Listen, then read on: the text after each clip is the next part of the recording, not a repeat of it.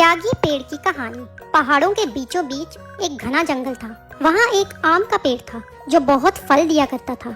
इसी जंगल के पास एक छोटा सा गांव बसता था। उस गांव में एक छोटा सा बच्चा था जिसका नाम भीम था। वो जंगल में जाकर उस पेड़ के साथ खेलता रहता था, उस पर चढ़ता, उसके आम तोड़कर खाता और बाद में आराम से उसी पेड़ की छांव के नीचे सो जाता। भीम को पेड़ के साथ खेलना बहुत अच्छा लगता था, तो उस आम के पेड़ को भी भीम से बहुत खुशी मिलती थी। आम के पेड़ को भीम के साथ लगाव हो गया था। अब हर रोज भीम आता और पेड़ के साथ खेलता। फिर एक दिन की बात है, भीम पेड़ के पास आया और पेड़ देखता है कि आज भीम बहुत ही दुखी और उदास है। तुम इतने दुखी और उदास क्यों लग रहे हो, जबकि तुम्हारे चेहरे पर उदासी अच्छी नहीं लगती। चलो अब उदासी दूर करो और आकर मेरे साथ खेलो। मैं अब बच्चा नहीं रहा जो तुम्हारे साथ खेलूं, और वैसे भी मैं अब पेड़ के साथ नहीं खेलता। मुझे खेलने के लिए खिलौने चाहिए और खिलौने खरीदने के लिए मेरे पास पैसे नहीं हैं। अच्छा, तो तुम्हें खिलौनों के साथ खेलना है। माफ करना भीम, मेरे पास पैसे तो नहीं हैं, लेकिन हाँ, तुम मेरे फल तोड़कर बाजार में जाकर बेच सकते हो और पैसे कमा सकते हो, जिससे तुम्हारे खिलौने भी आ जाएंगे। हाँ, ये तो तुमने बहुत सही बात कही। ये बात सुनकर भीम बहुत खुश हुआ। उसने आम तोड़े और खुशी खुशी आम लेकर चला गया। लेकिन बहुत दिनों तक भीम फिर पेड़ के पास वापस नहीं आया। बेचारा आम का पेड़ भीम का इंतजार करता रहा। वह उसके लिए बहुत दुखी और उदास था। लेकिन कुछ सालों बाद भीम फिर से आम के पेड़ के पास आया। भीम अब छोटा बच्चा नहीं था, वो बहुत जवान आदमी बन चुका था। आम का पेड़ भीम को देखकर बहुत खुश हुआ और भीम से कहने लगा, तुम आ गए भीम। जानते हो तुम्हारे लिए मैं कितना उदास था और तुमने आने में इतना समय लगा दिया। आओ भीम, मेरे साथ खेलो। हाँ, मेरे पास खेलने के लिए समय नहीं है, और वैसे भी अब मैं बड़ा हो गया हूँ। मुझे मेरे परिवार के लिए काम करना है, उनके बारे में सोचना है। मेरे पास अपने परिवार को रखने के लिए घर नहीं है। मुझे घर बनाना है। तुम मेरी मदद कर सकते हो तो बताओ। मुझे माफ करना भीम, पर मेरे पास तुम्हें देने के लिए पैसे नहीं है और ना ही घर है। हाँ, पर अगर तुम चाहो तो मेरी शाखाएं तोड़कर अपना घर बना सकते हो। शाखाएं टूटने के बाद भी आम का पेड़ खुश था, क्योंकि उसे भीम के साथ बहुत प्यार था। वो उसके प्रेम के मोह में इस तरह से जकड़ा था कि भीम के लिए अपना सब कुछ गवाकर भी खुश था। उसके बदले में वो सिर्फ चाहता था कि भीम उसके पास आकर बैठे, उसके साथ खेले, उसके फल खाए और उसकी छांव के नीचे आराम करे। जबकि भीम इस बार भी बहुत लंबे समय के लिए जा चुका था। आम का पेड़ भीम का इंतजार करता रहता है। फिर कुछ सालों के बाद गर्मियों के दिन चल रहे थे। भीम फिर से पेड़ के पास आया। पेड़ बहुत खुश हुआ। भीम, तुम आ गए। जानते हो मैंने तुम्हारा कितना इंतजार किया। आओ भीम, मेरे साथ खेलो। मैं तुम्हारे साथ अब नहीं खेल सकता। अब मैं बहुत बूढ़ा हो गया हूँ। मुझे अब अपनी जिंदगी आराम से बिताने के लिए नौकायन करना है। क्या तुम मुझे एक बोट दे सकते हो?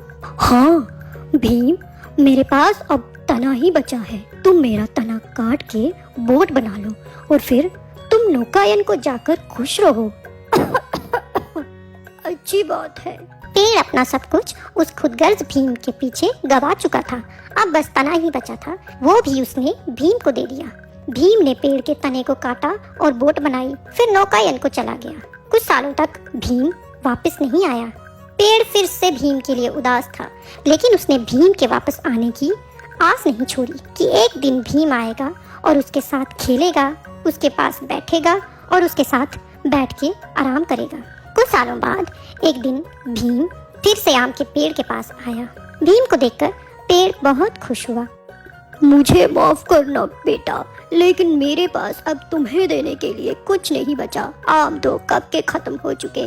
जब से तुमने मेरी शाखाएं काटी थी तब से आम नहीं रहे। कोई बात नहीं, अब तो मेरे दांत भी नहीं रहे कि मैं आम खा सकूं।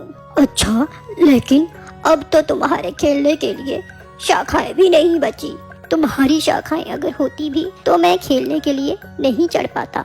अब मैं बूढ़ा जो हो चुका हूँ, भीम इतना मतलबी था, बहुत लंबे लंबे समय के बाद पेड़ के पास वापस आता था और उससे अपना मतलब हासिल करके चला जाता था। इसी वजह से पेड़ को इस बार भी लग रहा था कि भीम जरूर उससे कोई ना कोई मतलब हासिल करने के लिए ही आया होगा। सच में अब मेरे पास तुम्हें देने के लिए कुछ नहीं है, अब तो ये मरने वाली जड़ें ही बची हैं। तुम रो मत, मुझे अब किसी भी चीज की जरूरत नहीं है। अब मैं बूढ़ा हो गया हूँ, मैं अब बस आराम करना चाहता हूँ और जिंदगी के जितने भी दिन बचे हैं बस तुम्हारे पास रहकर गुजारना चाहता हूँ। फिर तो ठीक है, पेड़ की जड़ें आराम करने के लिए सबसे अच्छी होती हैं। आओ मेरे बेटे, मेरे पास आओ और आराम करो। इस तरह से भीम आम के पेड़ के पास नीचे बैठ गया। पेड़ बहुत खुश हुआ और खुशी के मारे रोने लगा। ये कहानी है मुरली किसान की, जो बहुत ईमानदार, शरीफ और मेहनती किसान था। मुरली अकेला ही रहता था, उसके आगे पीछे कोई नहीं था, न माता पिता न कोई भाई बहन। बेचारा दिन रात मेहनत करके अपनी रोजी रोटी कमाता था। गर्मियों के दिन चल रहे थे, बारिश न होने के कारण हर तरफ पानी की कमी हो गई थी और सूखा पड़ गया था। पानी के बिना खेतों में फसल और बाग बगीचों में फूल नहीं हो रहे थे। लोग पानी के लिए मर रहे थे। इतनी मेहनत करने के बाद भी मुझे नहीं लगता कि पानी के बिना फसल होगी भी।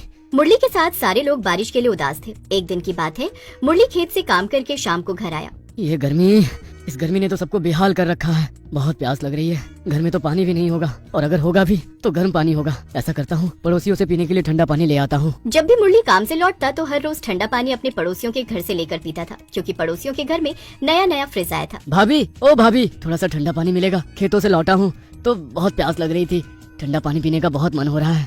आय हाय मुरली भैया, तुमने क्या यहाँ कोई ठंडे पानी का भंडार समझ कर रखा है क्या, जो चले आते हो हर रोज ठंडा पानी मांगने? हमने नया नया फ्रिज क्या ले लिया, तुम तो हर रोज फ्रिज का पानी मांगने ही चले आते हो। ऐसे तो हमारे फ्रिज को ही नजर लग जाएगी। इतना ही शौक है ठंडा पानी पीने का तो नया फ्रिज क्यों नहीं ले लेते अपना? ऐसे अच्छा थोड़ी लगता है रोज रोज किसी से ठंडा पानी मांगना। अरे भाभी, मैं तो। पड़ोसन मुरली को ठंडे पानी के लिए खूब खरी खोटी सुनाती है और उसे बिना पानी दिए ही वहाँ से वापस उल्टे पाँव भेज देती है। मुरली शर्मिंदा होकर वहाँ से वापस लौट आता है। ये क्या किया रानी तुमने? किसी को अपने घर से बिना पानी पिलाए भेज दिया। बहुत गलत किया तुमने। क्या तुम जानती नहीं हो कि कभी भी किसी को अपने घर से बिना पानी पिलाए नहीं भेजना चाहिए? पानी पिलाना तो कितना पुण्य का काम होता है। और वैसे भी मुरली तो कितना भला इंसान है, दूर दूर तक मुरली के भलाई के चर्चे हैं। बड़ा तरस आ रहा है तुम्हें इस करम जले मुरली पर। इतना ही अच्छा होता तो आज अकेले नहीं पड़ा होता, ये पूरे परिवार को खा गया ना। खानदान में न माता है, न पिता है, न कोई भाई बहन। देखो जी, मुझे इस मुरली से तुम्हारी यारी दोस्ती अच्छी नहीं लगती है। बहुत ही अभागा लगता है ये मुरली मुझे। मैं कह देती हूँ, दोबारा घर में ये पानी मांगने के लिए नहीं आना चाहिए। दुखी होकर प्यासा मुरली अपने घर चला जाता है। तभी मुरली सोचने लगता है, गर्मी तो बहुत पड़ रही है और ऐसी गर्मी में ठंडे पानी की बहुत जरूरत है। फ्रिज तो मैं ले नहीं सकता, मेरी इतनी औकात नहीं है। हाँ, ऐसा करता हूँ, मैं ठंडे पानी के लिए कल जाकर घड़ा ले आता हूँ। घड़े में पानी रखूंगा तो उसमें पानी ठंडा रहेगा और घड़े का पानी तो मेरे स्वास्थ्य के लिए भी अच्छा होगा। अगले दिन मुरली खेत जाने से पहले सुबह सुबह घड़ा लेने कुम्हार के पास चला जाता है। वहाँ मुरली को एक घड़ा पसंद आता है। जैसे ही मुरली उस घड़े को हाथ में लेता है, वो देखता है कि नीचे से तो घड़ा फूटा हुआ है। भाई साहब, मुझे ये घड़ा बहुत पसंद आ गया है, मुझे ये घड़ा लेना है और इस घड़े के साथ मुझे एक और घड़ा दे दो। अरे भाई, ये तो फूटा हुआ घड़ा है जो बहुत लंबे समय से यहाँ पर पड़ा था, इसे कोई भी नहीं ले रहा था। तुम्हें ये घड़ा कैसे पसंद आ गया? बस यूं ही, मुझे ये घड़ा बहुत अच्छा लगा तो मैंने सोचा इस घड़े को खरीद लूं। मुरली की बातें जब फूटा घड़ा सुनता है तो वो सुनकर बहुत दुखी और साथ में खुश भी हो जाता है कि इतने लंबे समय से उसे कोई भी नहीं ले रहा था, कोई उसकी तरफ देख भी नहीं रहा था। आज पहली बार किसी ने उसकी तरफ देखा और उसे खरीद लिया। फिर मुरली उस फूटे घड़े के साथ एक सही घड़ा भी साथ में घर ले आता है। अब मुरली घाट से दोनों घड़ों में पानी भर कर लाता है। जब मुरली घर पहुंचता है तो वो देखता है कि सही घड़े में तो ऊपर तक पानी भरा हुआ है, लेकिन फूटे घड़े में पानी आधा हो चुका था, बाकी पानी रास्ते में घड़े से निकल चुका था। अरे ये क्या, इसमें से तो पानी आधा निकल चुका है। चलो कोई बात नहीं, अब मैं खेत जाऊंगा। शाम को घर वापस आकर अपने घड़ों में से थोड़ा ठंडा ठंडा पानी पीऊंगा। अरे भाई, तुम तो किसी काम के नहीं हो, तुम तो फूटे हुए हो। क्या तुम्हें शर्म नहीं आती अपने होने पर? क्यों भाई, तुम ऐसा क्यों कहते हो? तुम्हारे अंदर तो पानी ही नहीं टिकता। मालिक ने पानी लाया और घर पहुंचने तक तुम्हारे अंदर आधा ही पानी रह गया। वो सब तो ठीक है भाई, लेकिन इसमें मेरी क्या गलती है अगर मैं फूटा हूँ? और वैसे भी मालिक को मैं पसंद आ गया था, मालिक मुझे खुद खरीद के लाए हैं। देख लेना, थोड़े दिन में मालिक को तुमसे चिढ़ होने लगेगी। जब वो देखेंगे हर रोज घर तक पहुँचने तक तुम्हारे अंदर पानी ही नहीं टिकता है, तो वो तुम्हें खुद उठाकर घर से बाहर फेंक देंगे। ऐसा ना बोलो भाई, मैं फूटा हूँ इससे बुरी और क्या किस्मत हो सकती है मेरी। पर मैं कौन सा चाहता हूँ कि मालिक को मैं आधा पानी दूं। मैं तो चाहता हूँ कि तुम्हारी तरह मालिक को ज्यादा पानी दूं। इस तरह से हर रोज मुरली दोनों घड़ों में घाट से पानी लाता। सही घड़े में पानी भरा रहता और फूटे घड़े में हमेशा घर तक आधा ही पानी बचता। एक दिन की बात है, फूटा घड़ा सही घड़े के तानों से दुखी होकर मुरली से कहता है, मालिक मेरे तो यही समझ में नहीं आता कि आप क्यों हर रोज मुझे घाट तक पानी के लिए ले जाते हैं, जबकि आपको पता है कि आप जितनी भी कोशिश करेंगे मुझे घर तक भरा हुआ कभी नहीं पाएंगे। घर तक पहुँचते पहुँचते मैं आधा हो जाऊंगा। मालिक मैं अपने होने पर बहुत दुखी हूँ, बहुत पछताता हूँ। आप ऐसा कीजिए, मुझ जैसी बेकार चीज को उठाकर घर से बाहर फेंक दीजिए। मैं आपके किसी काम की चीज नहीं हूँ। आप ऐसा कीजिए, मेरी जगह जाकर एक और सही घड़ा ले आइए जो आपके काम आ सके, आपको भर के पानी दे। अरे तुम क्यों दुखी होते हो? कोई भी चीज बेकार नहीं होती है। मैंने अगर तुम्हें खरीद के अपने घर लाया है और हर रोज मैं तुम्हें पानी के लिए ले जाता हूँ, इसका मतलब है कि मुझे तुम पर यकीन है, इसलिए मैं ऐसा कर रहा हूँ। सुनो, जैसा जैसा मैं कहता हूँ तुम ठीक वैसा ही करो। मैं हर रोज तुम्हें घाट पर पानी लेने ले जाया करूंगा। तुम दुखी ना होना। बस रास्ते चलते चलते फूलों की तरह देखना और फूलों को देखकर अपने मन को शांत रखना और उन्हें देखकर खुश होना। ना जाने क्यों मालिक आपको मुझ जैसे फूटे घड़े पर यकीन है। मैं सही घड़ा मालिक को हर रोज इतना पानी देता हूँ, तब भी मालिक मेरी कभी भी प्रशंसा नहीं करते हैं जितनी इस फूटे घड़े की कर रहे हैं। मुरली फिर से दोनों घड़ों को घाट पर पानी के लिए ले जाता है।